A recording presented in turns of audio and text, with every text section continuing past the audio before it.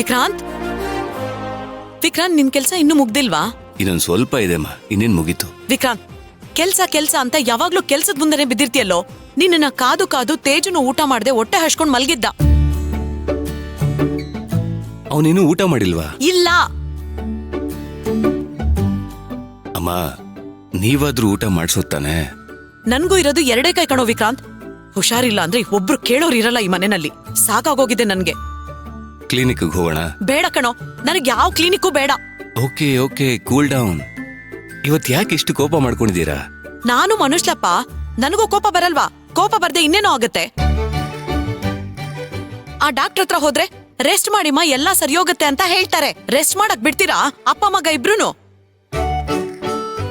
ಈ ಮನೆಯಲ್ಲಿ ನಾನೊಬ್ಳೇ ಇರೋದು. ಏನೇ ಬೇಕಾದ್ರೂ ನನ್ನನ್ನೇ ಕರೀತೀರಾ ಅಮ್ಮ ಅಜ್ಜಿ ಅನ್ಕೊಂಡು. ನನ್ಗೂ ಸಾಕಾಗೋಗಿದೆ ಕಣೋ ನಿಮ್ಮಿಬ್ರು ಸೇವೆ ಮಾಡ್ಕೊಂಡು.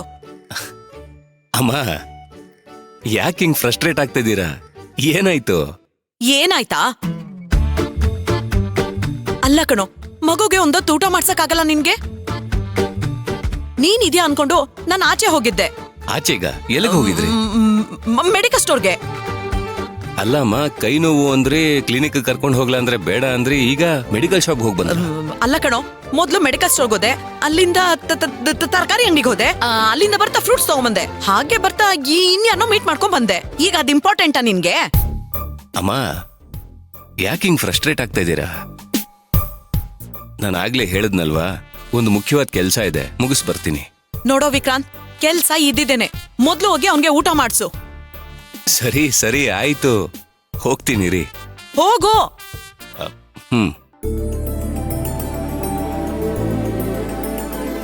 ತೇಜಿಗೆ ಹೋಗಿ ಊಟ ಮಾಡಿಸ್ತೀನಿ ರೀ.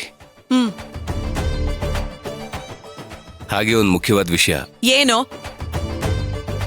ಹೀಗೆಲ್ಲ ಕೋಪ ಮಾಡ್ಕೊಂಡ್ರೆ BP ಬರುತ್ತಂತೆ. ವಿಕ್ರಾಂತ್ ಓಕೆ ಹೋಗಿ ಊಟ ಮಾಡಿಸ್ತೀನಿ. ಹೋಗೋ.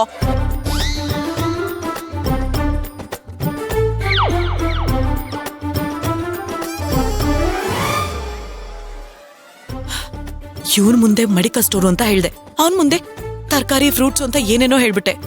ಅಪ್ಪ ಮಗ ಇಬ್ರು ಮಾತಾಡ್ಕೊಂಡಿದ್ದಿದ್ರೆ ನಾನ್ ಸಿಕ್ಕಾಕೊಂಡ್ಬಿಡ್ತಿದ್ದೆ. ಸದ್ಯ ಇವನ್ ಹತ್ರ 3 ಹೇಳಿ ನಾನ್ ಮ್ಯಾನೇಜ್ ಮಾಡ್ಬಿಟ್ಟೆ.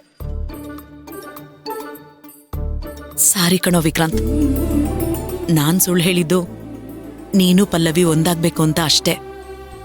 ಕ್ಷಮಿಸ್ಬಿಡು.